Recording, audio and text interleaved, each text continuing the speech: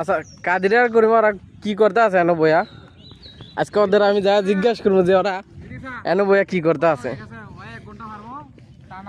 এই যে হবাই ফজরের আজান দিছে এই সময় এনো বইয়া কির এই টানা 1 ঘন্টা পারবো তোমরা জায়গায় কের আর আমি কইছি আমি হ্যাঁ তাই উঠে পুরো 5 ঘন্টা লয়ে এখানে এই যে না এই যে হবাই ফজরের আজান দিছে এত ভোরবেলা তোমরা এনে বসে রয়েছো কেন? জুয়া খেলি না এনা আমাদের এই যে নদীর পার কত সুন্দর পরিবেশ আমরা এনে এনজয় করি বসে থাকি। এই সময় তো কেউ থাকে না।